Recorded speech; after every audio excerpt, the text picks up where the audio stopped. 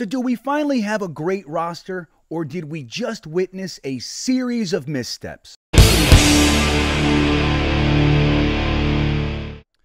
What's cooking, Jets fans? This is GreenBean back with the little video here on a sunny day in Fork Union, Virginia. Stopping by to say hello. I'm glad you're here.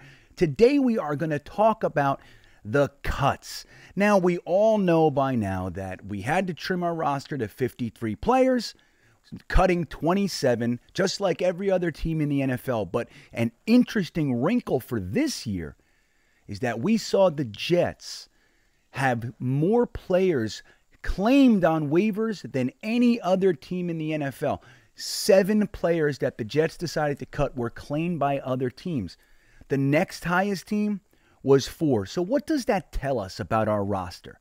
Does it mean that finally we have a GM that has collected such a high level of talent that we are finally at the place where we have to cut good players that the rest of the league would love to have? Is that where we are? Or does it mean that we don't really understand how to identify the talent that we have? Therefore, we're keeping the wrong guys and letting the right guys go. Now, I'm on the side that Joe Douglas knows what he's doing and he's building a roster. But that doesn't mean that there's not a point of concern. I'm going to bring up one as an example for us here today. And I want to hearken back to a comment that a former GM made years ago. I believe it was Bill Polian, but I might have that incorrect. Nonetheless, the comment is this. If you cut a player and there are more than 2 waiver claims, then you made a mistake. You could have gotten something for the player.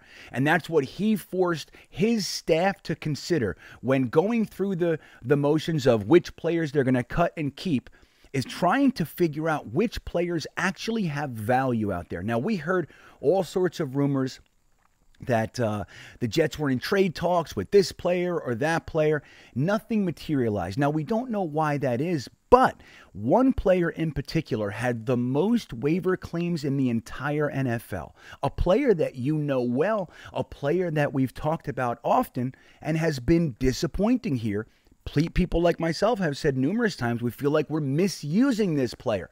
That player is Trevon Wesco, tight end out of West Virginia, one of the final McCagnon cuts, or not cuts, draft picks, to actually remain on the roster. He's finally gone.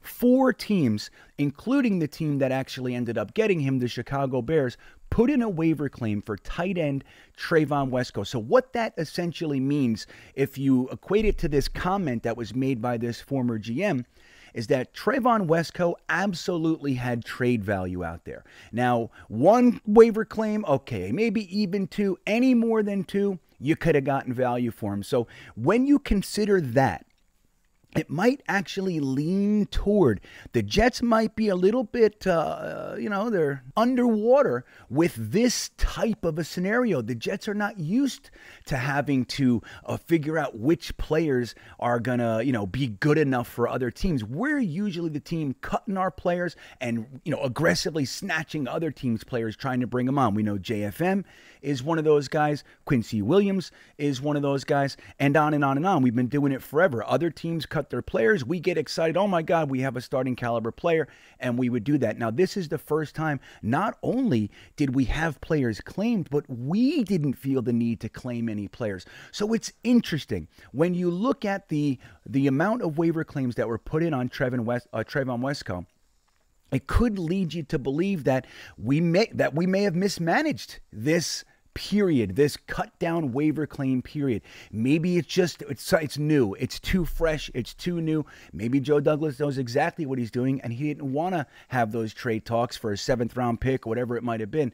Any way you slice it, this is new for us. It's brand new territory. Let me know what you think. Did the Jets make a misstep here? Are we mismanaging the roster? Should we have kept Javelin Guidry and not Tony Adams? Should we have kept Jason Pinnock and not Tony Adams or Ashton Davis even? Where are you with it? Let me know what you think. Are the Jets actually finally in a place where we know what we're doing? Our roster, our 53, is as strong as it could possibly be.